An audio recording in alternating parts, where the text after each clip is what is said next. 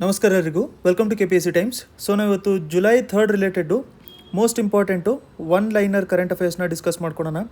ಇದರಲ್ಲಿ extra information ಸ್ವಲ್ಪ ಜಾಸ್ತಿ ಇದ್ದಾವೆ, ಅವನ್ನು ಕೂಡ ನೀವು ನೋಟ್ ಮಾಡ್ಕೊತಾ ಇರಿ.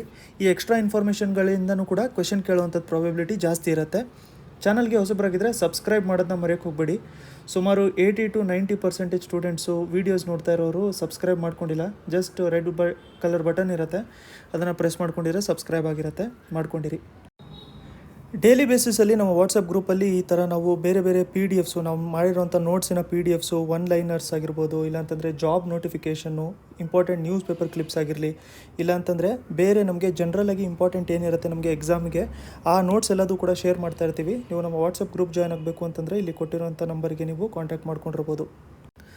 ಫಸ್ಟ್ ಒನ್ ನಾವು ನೋಡಬೇಕು ಅಂತಂದರೆ ಫ್ರೆಂಡ್ ಹಾಗೂ ಫಿಸಿಷಿಯನ್, ಮಹಾತ್ಮ ಗಾಂಧಿ ಅವ್ರದ್ದು ಫ್ರೆಂಡ್ ಹಾಗೂ ಫಿಸಿಷಿಯನ್ ಯಾರಾಗಿದ್ದರು ಅಂತಂದರೆ ಅವ್ರ ಹೆಸರು ಬಂದ್ಬಿಟ್ಟು ಡಾಕ್ಟರ್ ಬಿಧನ್ ಚಂದ್ರ ರಾಯ್.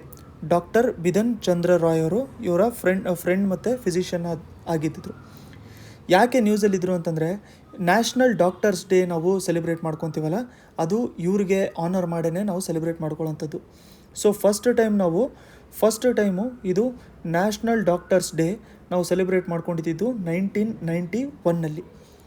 ಅದ್ರ ಜೊತೆಗೆ ನಾವು ಡಾಕ್ಟರ್ ಬಿಧನ್ ಚಂದ್ರ ರಾಯ್ ಅವ್ರ ಬಗ್ಗೆ ನೋಡ್ಕೋಬೇಕು ಅಂತಂದರೆ ಇವರು ನೋಡಿ TB ಮತ್ತು ಕ್ಯಾನ್ಸರ್ ಹಾಸ್ಪಿಟಲ್ ಎಸ್ಟಾಬ್ಲಿಷ್ ಮಾಡ್ಕೊಳ್ಳೋದ್ರಲ್ಲಿ ಒಂದು ಒಳ್ಳೆ ರೋಲು ಪ್ಲೇ ಮಾಡ್ಕೊಂಡಿದ್ರು ಇವರು. TB ಮತ್ತು ಕ್ಯಾನ್ಸರ್ ಹಾಸ್ಪಿಟಲು ಎಸ್ಟಾಬ್ಲಿಷ್ ಮಾಡೋದ್ರಲ್ಲಿ.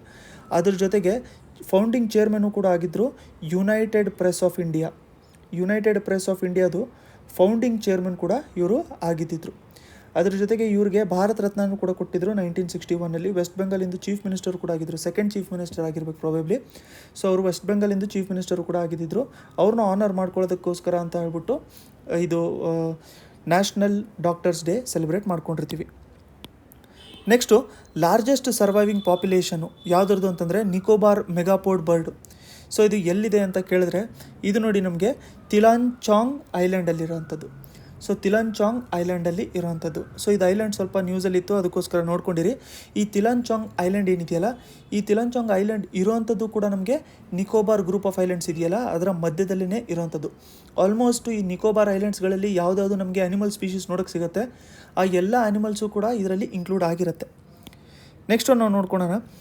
ಇಲ್ಲಿ ಒಂದು ಡೆಫಿನೇಷನ್ ಇದೆ, ಅದು ಯಾವುದ್ರ ಬಗ್ಗೆ ಅಂತಂದರೆ ಡಿಫೆನ್ಸ್ ವೆಪನ್ ಸಿಸ್ಟಮ್ ಅಂತೆ.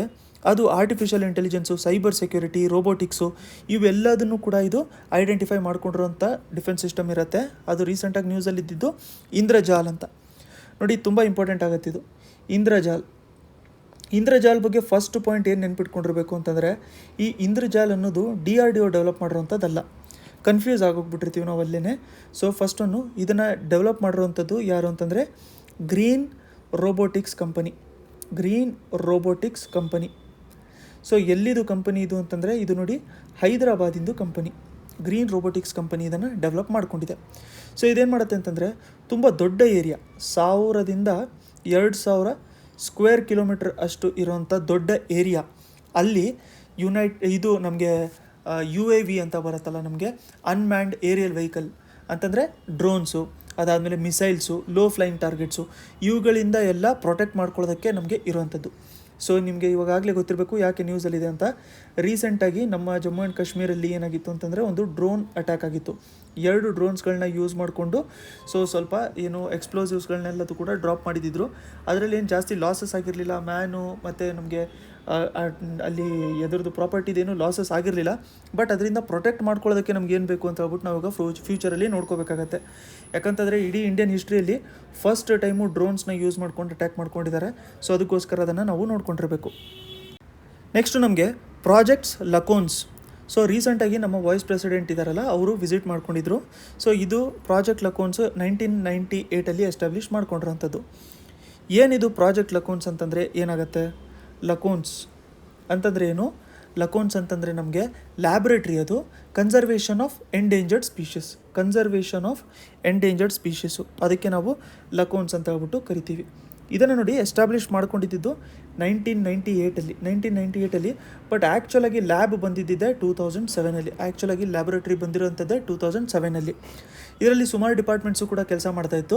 ಡಿಪಾರ್ಟ್ಮೆಂಟ್ ಆಫ್ ಬಯೋಟೆಕ್ನಾಲಜಿ, ಅದಾದಮೇಲೆ zoo authority of India, CSIR, council of scientific and industrial research, ಅದಾದಮೇಲೆ ಗೌರ್ಮೆಂಟ್ ಆಫ್ ಆಂಧ್ರ ಪ್ರದೇಶ್ ಎಲ್ಲರೂ ಸೇರಿಬಿಟ್ಟು ಎಸ್ಟಾಬ್ಲಿಷ್ ಮಾಡ್ಕೊಂಡಿದ್ದು ಇದನ್ನು. ಇದು ಮೋಸ್ಟ್ ಇಂಪಾರ್ಟೆಂಟ್ ಏನು ಅಂತಂದರೆ ಎಂಡೇಂಜರ್ಡ್ ವೈಲ್ಡ್ ಲೈಫ್ ಇದೆಯಲ್ಲ, ಎಂಡೇಂಜರ್ಡ್ ಸ್ಪೀಷೀಸ್ ವೈಲ್ಡ್ ಲೈಫ್ ಇದೆಯಲ್ಲ, ಅದನ್ನು ಪ್ರೊಟೆಕ್ಟ್ ಮಾಡ್ಕೊಳ್ಳೋದ್ರಲ್ಲಿ ತುಂಬ ಇಂಪಾರ್ಟೆಂಟ್ ರೋಲ್ ಇದು ಪ್ಲೇ ಮಾಡ್ತಾ ಇರುತ್ತೆ. ರೀಸೆಂಟಾಗಿ ನಮ್ಮ ವೈಸ್ ಪ್ರೆಸಿಡೆಂಟು ಇದನ್ನು ವಿಸಿಟ್ ಮಾಡ್ಕೊಂಡಿದ್ರು, ಅದಕ್ಕೋಸ್ಕರ ಇದು ನ್ಯೂಸಲ್ಲಿತ್ತು. ನೆಕ್ಸ್ಟು ನಮಗೆ ಜೆಂಡರ್ ಸಂವಾದ. ಸೊ ಜೆಂಡರ್ ಸಂವಾದ ಇದನ್ನು ಯಾರು ಆರ್ಗನೈಸ್ ಮಾಡ್ಕೊಂಡಿದ್ರು ಅಂತಂದರೆ ministry of rural development. So ನೋಡಿ, ಇದನ್ನು ಮಿನಿಸ್ಟ್ರಿ ಆಫ್ ವುಮನ್ನು ಚೈಲ್ಡ್ ಅಂತ ಹೇಳ್ಬಿಟ್ಟು ಬಂದಿರುತ್ತಲ್ಲ, ಆ ಥರದ್ದೆಲ್ಲ ಕೊಡೋಂಥ ಚಾನ್ಸಸ್ ಇರುತ್ತೆ, ಅಥವಾ ಹ್ಯೂಮನ್ ಹೋಮ್ ಅಫೇರ್ಸು ಅವ್ರು ಕೊಡೋಂಥ ಚಾನ್ಸಸ್ ಇರುತ್ತೆ. ಬಟ್ ರೂರಲ್ ಡೆವಲಪ್ಮೆಂಟ್ ಇದನ್ನು ಆರ್ಗನೈಸ್ ಮಾಡ್ಕೊಂಡಿರೋವಂಥದ್ದು. ಸೊ ಇದು ಯಾವುದಕ್ಕೆ ಫೋಕಸ್ ಮಾಡ್ಕೊಂಡಿತ್ತು ಈ ವರ್ಷ ಅಂತಂದರೆ, ನೋಡಿ ಎಲ್ಲ ಸ್ಟೇಟ್ಸ್ಗಳಲ್ಲೂ ಕೂಡ ವುಮನ್ ಕಲೆಕ್ಟಿವ್ ಇನಿಷಿಯೇಟಿವ್ಸು ಅಥವಾ ಬೆಸ್ಟ್ ಪ್ರಾಕ್ಟೀಸಸ್ ಏನು ಮಾಡ್ಕೊತಾ ಇರ್ತಾರೆ ಅದನ್ನು ನೋಡಿಕೊಂಡು ಇಂಪ್ಲಿಮೆಂಟೇಷನ್ ಮಾಡ್ಕೋಬೇಕು, ಕೋವಿಡ್-19 ರೆಸ್ಪಾಂಡ್ ಮಾಡ್ಕೋಬೇಕು ಅಂತ ಹೇಳ್ಬಿಟ್ಟು ಮಾಡ್ಕೊಂಡಿರೋಂಥದ್ದು. ಸೊ ಆಲ್ಮೋಸ್ಟ್ ಒಂದು ಕಾಮನ್ ಪ್ಲ್ಯಾಟ್ಫಾರ್ಮ್ ಕೊಡುತ್ತೆ ಎಲ್ಲರದ್ದು ಎಕ್ಸ್ಪೀರಿಯನ್ಸ್ನ ಶೇರ್ ಮಾಡ್ಕೊಳ್ಳೋದಕ್ಕೆ, ಎಫರ್ಟ್ಸು, ಅದಾದಮೇಲೆ ಅವೇರ್ನೆಸ್ನ ಜನ್ರೇಟ್ ಮಾಡ್ಕೊಳ್ಳೋದಕ್ಕೋಸ್ಕರ. ಗ್ಲೋಬಲ್ ಪೀಸ್ ಇಂಡೆಕ್ಸ್ ರಿಪೋರ್ಟ್ 2021 ಇದನ್ನು ಯಾರು ರಿಲೀಸ್ ಮಾಡೋದು ಅಂತಂದರೆ, ಇದನ್ನು institute for economic and peace ಇದನ್ನು ರಿಲೀಸ್ ಮಾಡುತ್ತೆ. ಸೊ ಇಲ್ಲಿ ನೋಡಿ, global peace index first one. ಇದರಲ್ಲಿ ಇಂಡಿಯಾದ ರ್ಯಾಂಕ್ ಏನಿದೆ ಅಂತಂದರೆ, ಇಂಡಿಯಾದ ರ್ಯಾಂಕ್ ಬಂದ್ಬಿಟ್ಟು 135th ಪೊಸಿಷನಲ್ಲಿದೆ ಇಂಡಿಯಾ. ಮುಂಚೆ ಹೋದ ವರ್ಷ ಇದ್ರದ್ದು ರ್ಯಾಂಕಿಂಗ್ ಬಂದ್ಬಿಟ್ಟು 137 ಈ ವರ್ಷ 135th ಪೊಸಿಷನಲ್ಲಿದೆ. ಟೋಟಲ್ ಕಂಟ್ರೀಸ್ ಎಷ್ಟಿದ್ದಾವೆ ಅಂತಂದರೆ, ಟೋಟಲ್ ಕಂಟ್ರೀಸು 163 ಕಂಟ್ರೀಸ್ನ ಇವರು ಲೆಕ್ಕ ಹಾಕಿರುವಂಥದ್ದು. ಅದರಲ್ಲಿ 135th ಪೊಸಿಷನಲ್ಲಿ ಇಂಡಿಯಾ ಇದೆ. ಟಾಪ್ ಅಥವಾ ತುಂಬ ಪೀಸ್ಫುಲ್ ದೇಶ ಯಾವುದು ಅಂತಂದರೆ ಐಸ್ಲ್ಯಾಂಡು ತುಂಬ ಪೀಸ್ಫುಲ್ ದೇಶ. ಐಸ್ಲ್ಯಾಂಡು, ನೀದರ್ಲ್ಯಾಂಡ್ಸು ಇವೆಲ್ಲದೂ ಕೂಡ ತುಂಬ ಪೀಸ್ಫುಲ್ ದೇಶ. ಪೀಸು ತುಂಬ ಕಮ್ಮಿ ಇರೋವಂಥದ್ದು, ಲೀಸ್ಟ್ ಇರೋವಂಥದ್ದು ಯಾವುದು ಅಂತಂದರೆ ಅಫ್ಘಾನಿಸ್ತಾನ್. ಸೊ ಇಷ್ಟು ಪಾಯಿಂಟ್ಸ್ ಗೊತ್ತಾಗಿದೆ ಅಂತ ಅಂದ್ಕೊಂಡಿದ್ದೀನಿ. ನೆಕ್ಸ್ಟು ಇಂಡಿಯಾದ ರ್ಯಾಂಕಿಂಗ್ ಏನಿತ್ತು ಅಂತಂದರೆ 137. ತಾಲ್ ವಾಲ್ಕೆನೋ ರೀಸೆಂಟಾಗಿ ಎಮರ್ಜ್ ಆಗಿತ್ತು. ಸೊ ಇದು ಯಾವ ದೇಶದಲ್ಲಿ ಬರುತ್ತೆ ಅಂತಂದರೆ ಫಿಲಿಪೀನ್ಸು, ಮನಿಲಾ ಇದೆಯಲ್ಲ ಕ್ಯಾಪಿಟಲು, ಸೊ ಅಲ್ಲಿ ಬರುತ್ತಿದ್ದು. ನೆಕ್ಸ್ಟು ಮೈನರ್ ಪ್ಲ್ಯಾನೆಟ್ಸ್ ಅಂತ ನಾವು ಯಾವುದಕ್ಕೆ ಕರಿತೀವಿ, ಆಸ್ಟಿರಾಯ್ಡ್ಸ್ಗಳಿರ್ತಾವಲ್ಲ, ಆಸ್ಟಿರಾಯ್ಡ್ಸ್ಗಳನ್ನೇ ನಾವು ಮೈನರ್ ಪ್ಲ್ಯಾನೆಟ್ಸ್ ಅಂತಲೂ ಕೂಡ ನಾವು ಇದನ್ನು ಕರೆದಿರ್ತೀವಿ.